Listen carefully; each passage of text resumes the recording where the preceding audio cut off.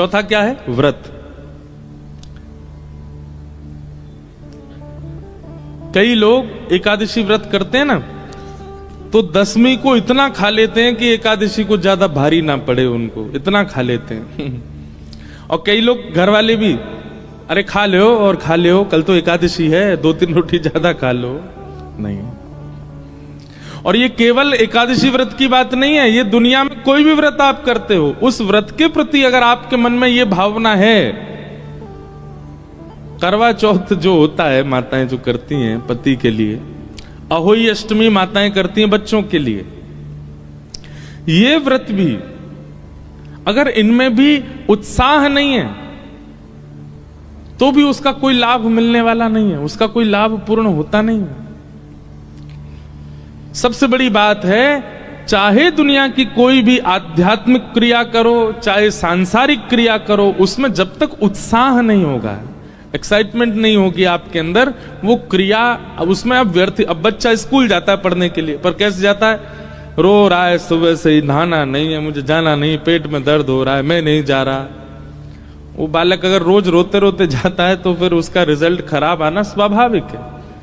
लेकिन माता पिता के उठने से पहले बालक उठ गया, अपने आप नहा लिया, अपना बैग लगा लिया, तैयार हो गया, वो बालक निश्चित है कि अच्छा ही है, क्योंकि वो एक्साइटेड होके जाता है।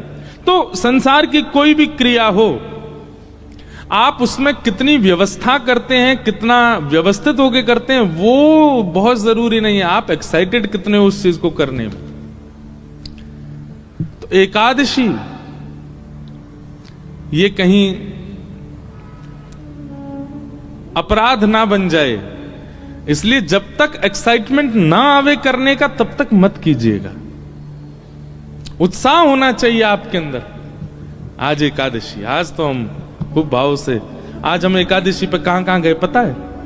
पूरी दुनिया तो द्वारिकाधीश ही जाती है, द्वारिका आएंगे तो द्वारिकाधीश ही जाएंगे, पर हमारा स्वभाव है कि हमको कुछ नई नई जगह मिले हम वहां जाएं। आज हम श्री जगन्नाथ मंदिर गए थे द्वारिका में, इसीलिए आज हमने जो है जयदेव महाप्रभु की स्तुति से ही कथा का प्रारंभ किया। श्री जगन्नाथ भगवान का प्राकट्य का मूल स्थान तो द्वारिका ही है। ये जो जगन्नाथ जी का स्वरूप आप देख रहे हैं, ये कहां प्रकट हुए? यहीं तो प्रकट हुए। कथा सबको पता है, जिनको नहीं पता फिर सुनो। यहीं द्वारिका में भगवान की सब पटरानियां, उनकी एक इच्छा रहती है कि हमको कृष्ण लीला सुननी है, हमको मथुरा की लीला सुननी है, हमको वृंदावन की लीला सुननी है। देव की मैया के पास जा नहीं सकती, क्योंकि देव की मैया ने तो ब्रज लीला देखी नहीं, वो तो कारागृह में रही हैं। द्वारिका में केवल 3 लोग ऐसे हैं जिन्होंने ब्रज लीला का दर्शन किया है। कौन? पहले तो स्वयं श्री कृष्ण, दूसरे श्री बलराम जी, और तीसरी बलराम जी की माता जी रोहिणी मैया।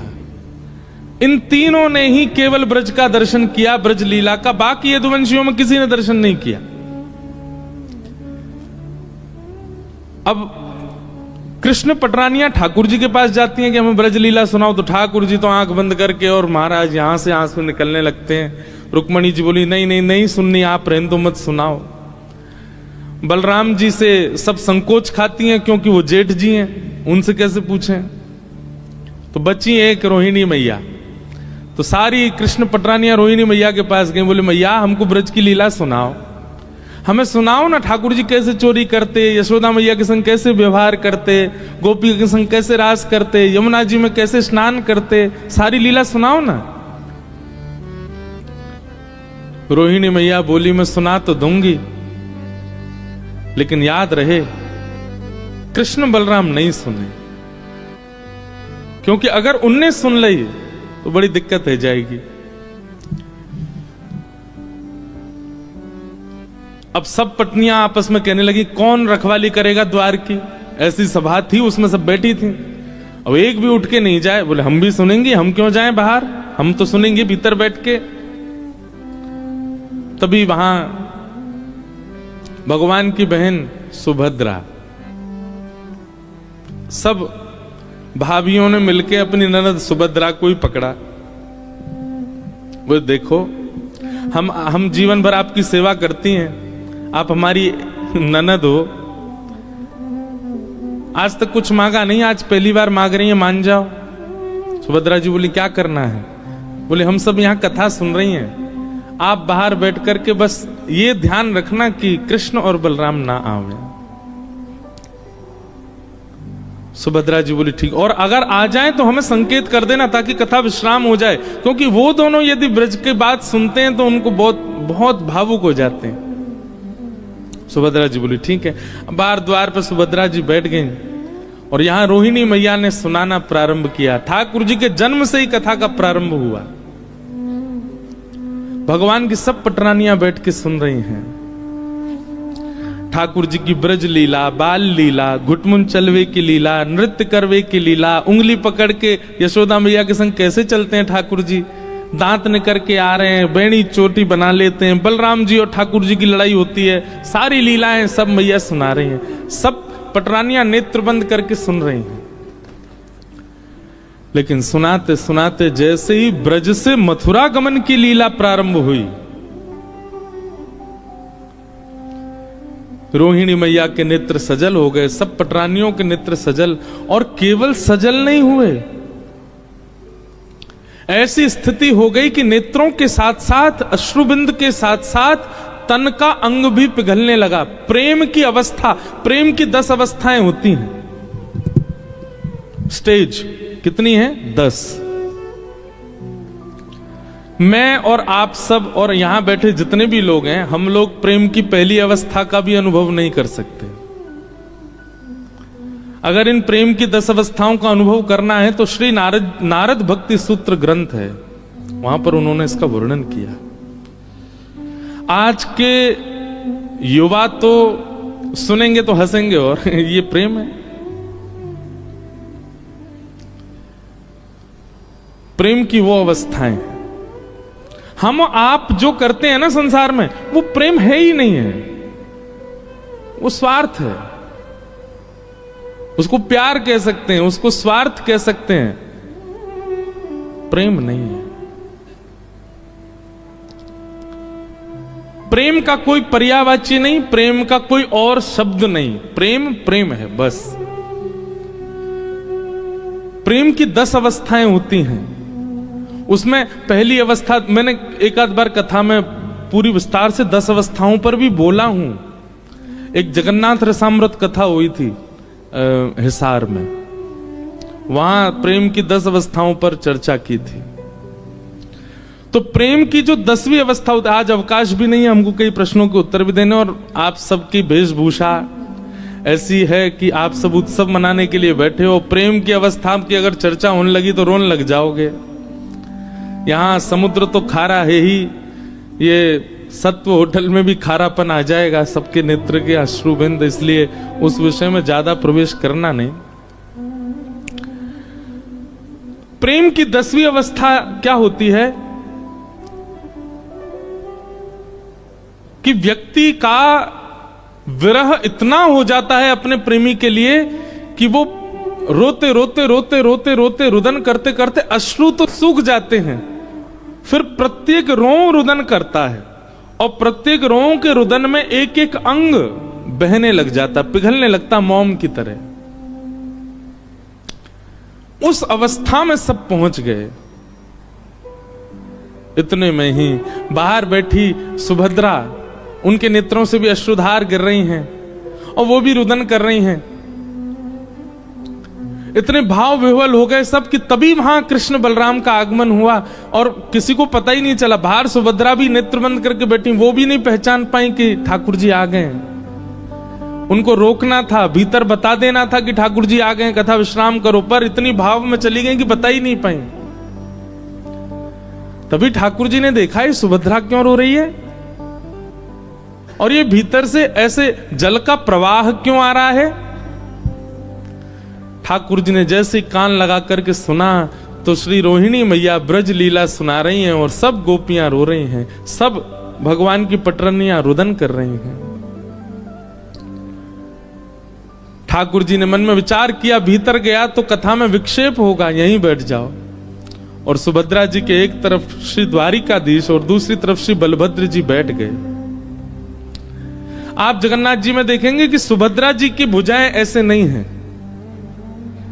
जब जगन्नाथ जी का दर्शन करोगे तो ये जो दो भुजाएं सुभद्रा जी के बगल में हैं, ये ठाकुर जी की ही हैं। एक ठाकुर जी की, एक बलराम जी की। सुभद्रा जी की भुजाओं का ऐसे दर्शन नहीं है।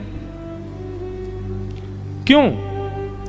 क्योंकि ब्रज लीला में सुभद्रा भी तो नहीं है। जब ब्रज का भाव सुनते सुनते सुनते सुनते ठाकुर जी इतने व्याकुल हो गए कि ठाकुर जी की दोनों भुजाएं खड़ी हो गईं और मानो भगवान भुजा पसार करके कह रहे हो, अरे भैया कोई ब्रजते मेरे ब्रजवासीन को ले आओ, मेरो मधुमंगल श्रीदामा तन सुखा मन सुखा धन सुखा, मेरे नंद बाबा, मेरी यशोदा मैया, कोई उनको लेकर के आओ, मेरे हृदय से लगाए दो, मुझको ब्रजवासीन की बहुत याद आ रही है। ऐसा कहते कहते ठाकुर जी की भुजा खड़ी हो गई और यहां बलभद्र जी की भुजा भी पसर गई और तभी प्रेम की 10वीं अवस्था आई और श्री ठाकुर जी के नेत्र पिघलने लगे, नासिका पिघलने लगी, कान पिघल गए, हाथ पिघल गए, पैर पिघल गए, सर्वांगीण अंग पिघलने लगा ब्रजवासियों के प्रेम में, याद में। ये दृश्य देख करके देवलोक में हाहाकार मच गया, ये क्या हो रहा है? तभी सब देवताओं ने नारद जी को भेजा, जाइए जाकर के कैसे भी ठाकुर जी पूरे सर्वांगीण पिघल जाएंगे, नदी बन जाएंगे, आप जाकर के कुछ कीजिए। बंधुओं एक बात कहें, परब्रह्म परमात्मा वो किसी बंधन में नहीं है, वो सबसे मुक्त हैं, बल्कि उनकी शरण में आने वाले अपने बंधनों से मुक्त हो जाते हैं। पर वो परमात्मा भी प्रेम के बंधन में तो बंधता है।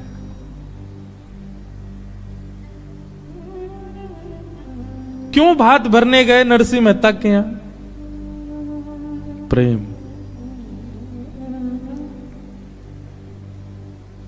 क्यों कर्माबाई की झूठी बिना नभी धुबी अपवित्र, अब ये कहना तो बड़ा गलत है, पर एक प्रकार से हमारी दृष्टि से देखा जाए, जैसे हम प्रसाद बनाते हैं उस अनुसार तो कर्मा की खिचड़ी पाने योग्य नहीं थी ठाकुर जी के।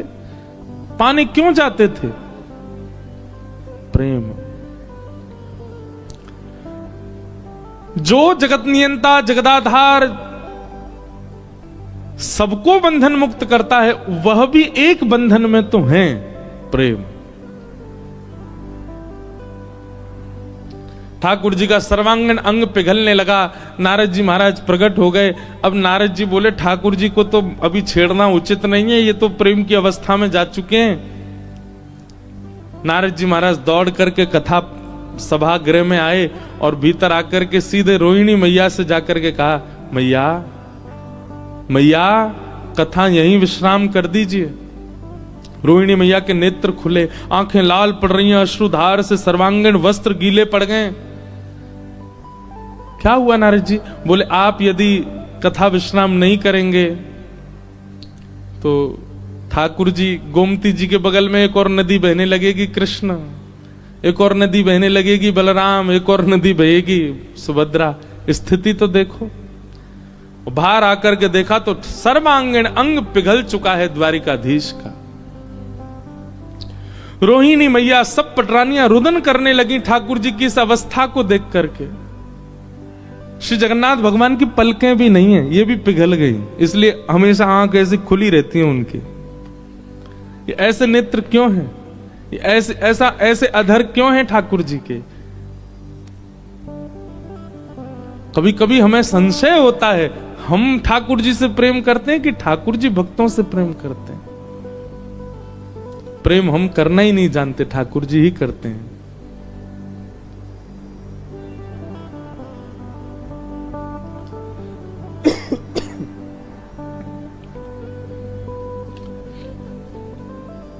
सब लोग चरणों में वंदन करने लगे। रोहिणी मैया क्षमा मांगने लगी, अरे मेरे लाला जी मैंने कहा कर दियो, अरे मेरो ऐसी भावना नहीं मेरे अंदर कि मेरो लाला ऐसा है जाएगो। अंक में भरने लगी ठाकुर जी को, बलभद्र जी को, सुभद्रा जी को। जैसे तैसे ठाकुर जी जब ठीक हुए, नारद जी महाराज कहने लगे, भगवान ये कैसा स्वरूप बन गया आपका? ठाकुर जी बोले, वो चिंता मत करो, कुछ दिन की लीला अभी द्वारिका की बची है, हम पुनः वैसे ही हो जाएंगे, परंतु इस स्वरूप को आप ध्यान से देखिए। यही स्वरूप कलिकाल में लोगों को बताने के लिए व्यवस्थित किया जाएगा, ताकि लोगों को ये बता सके कि मैं ब्रजवासियों से कितना प्रेम करता हूं, मैं मेरे भक्त परायण, मेरे परायण जो होते हैं उनके प्रति मेरा प्रेम कैसा है। उसके लिए नारद जी स्वरूप को संभालिएगा। एक राजा होंगे इंद्रद्युम्न नाम के, और वे मेरे स्वरूप की प्राप्ति के लिए खूब यत्न करेंगे, तब वे मेरा एक स्वरूप बनवाएंगे, और तब उस मूर्तिकार से यही स्वरूप प्रकट होगा, और यही जगन्नाथ कहकर के पूरे विश्व में प्रसिद्ध कहलाएगा। बोलो जगन्नाथ महाप्रभु की जय। ब्रजवासी वल्लभ सदा मेरे जीवन प्राण, इनको नाही बिसारी हूं मोहे नंद बाबा की। कितने प्रिय हैं ठाकुर जी को ब्रजवासी। ब्रजवासी का मतलब, अब आप लोगों में से कई ये भी सोच सकते हैं खुद ब्रजवासी ना, यही हमारे अपनी अपनी प्रशंसा कर रहे हैं।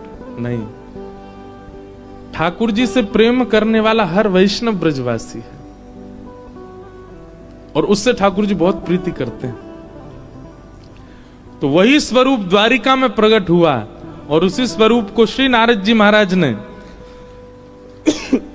श्री जगन्नाथ भेजा, और कलिकाल में इंद्रद्युम्न राजा के यहां भगवान श्री जगन्नाथ बनकर के प्रकट हुए। तो आज हम गए थे, अब संभवतः हमको कोई बताने वाले ऐसे विशेष तो थे नहीं, एक भैया हमको लेकर के गए द्वारिका के,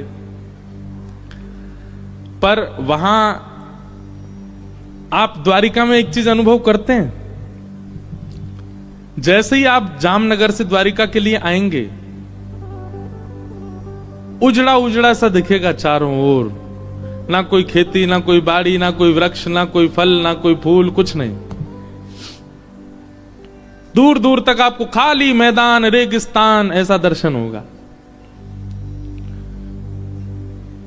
लेकिन ऐसे द्वारिका में आज पहली बार हमने एक अद्भुत स्थान, वो जहां जगन्नाथ जी विराज रहे हैं, उसका दर्शन किया। दूर है थोड़ा सा, यहां से नागेश्वर के मार्ग में है, और जिनमें बस हो वो खोज लेना उनको, एकांत में रहते हैं, वहां भीड़ भी नहीं है ज्यादा। वहीं श्री जगन्नाथ मंदिर के सामने ही सरोवर है, और एकमात्र वो सरोवर है पूरे द्वारिका में जहां पर कमल खिलते हैं, वहां कमल विराज रहे हैं। तो हमारे मन में तो जैसे मैं उतरा गाड़ी से, तो मेरे मन में तो ऐसा आया कि सरोवर नहीं है, निश्चित ही सब भगवान की पटरानियां, ठाकुर जी, बलराम जी, सुभद्रा जी जब कृष्ण विरह सुन के रोए होंगे, उन्हीं के अश्रुबिंद हैं, इसीलिए कमल खिल रहे हैं। बाकी पूरी द्वारिका में कहीं कमल नहीं खिलते, उसमें इतने अद्भुत अद्भुत कमल खिले हुए। भीतर श्री जगन्नाथ जी विराज रहे हैं। जगन्नाथ जी का मंदिर, वहां कोई पुजारी जी थे, वो बता रहे ये मुगलों ने भी लूटा और अंग्रेजों ने भी लूटा। जहां जहां स्वर्ण लगा था वहां वहां अब स्वर्ण जैसा पेंट कर दिया है, और मंदिर बहुत प्राचीन है। उसको वो कैसे पता चला? क्योंकि उसकी जो दीवार थी वो कम से कम इतनी मोटी मोटी, ज्यादा बड़ा विस्तृत मंदिर नहीं है, पर बहुत शांति है वहां। अद्भुत वट वृक्ष हैं, उनके नीचे बैठ जाओ, 2-2 घंटा बैठे रहो। सामने सरोवर है, उसमें कमल खिले हुए हैं, बहुत सुंदर दर्शन। तो श्री जगन्नाथ जी का मूल प्रादुर्भाव स्थान आज हम देख के आए द्वारिका में, वहां गए, दर्शन करके आए। आज हमने एकादशी पे सुबह से द्वारिकाधीश के दर्शन नहीं किए, जगन्नाथ जी के किए। इसीलिए आज कथा प्रारंभ होती ही हमने जयदेव महाप्रभु की स्तुति गाई, क्योंकि जगन्नाथ जी को बहुत प्रिय है। श्री नाभा जी कहते हैं, ता सुनवे राधा रमण अवश्य पधारे। ये जयदेव महाप्रभु की स्तुति जो गाता है, ऐसा कहते हैं प्रारंभ से अंत तक वो व्यक्ति जितनी देर गाता है, बस अनुभव करे, उस पूरे क्षण में एक क्षण के लिए ठाकुर जी जरूर उसके सामने आते हैं। चाहे वायु के रूप में आए, चाहे किसी कण के रूप में आए, ठाकुर जी आते जरूर हैं, बस वो अनुभव करे। इसलिए आप कोई भजन गाओ, कीर्तन गाओ, कुछ भी करो, खूब आप मन इधर उधर रखो, पर जब आप जयदेव महाप्रभु का गीत गोविंद गाओ तो बहुत अनुभव करते हुए बैठिए। कान, आंख, नाक, जीव, त्वचा सबको अनुभव युक्त करके बैठिए, निश्चित ही कोई अनुभव ठाकुर जी का आपको होगा। ये जयदेव महाप्रभु की स्तुति का प्रभाव है, ठाकुर जी निश्चित आते हैं। तो ऐसे जगन्नाथ जी के दर्शन हुए, फिर उसके बाद एक गौशाला गए, वहां गायों के दर्शन हुए, द्वारिकाधीश की गैयाओं के दर्शन करके अब आप सबके दर्शन कर रहे हैं। जगन्नाथ जी के दर्शन, गौ दर्शन, अब भक्त दर्शन, अब शाम को करेंगे द्वारिकाधीश के दर्शन। तो ऐसा आज का दिन व्यतीत हुआ, खूब सुंदर। आज नंदोत्सव होना है, आप सब लोग बिल्कुल धैर्यवंत होकर के बैठिएगा।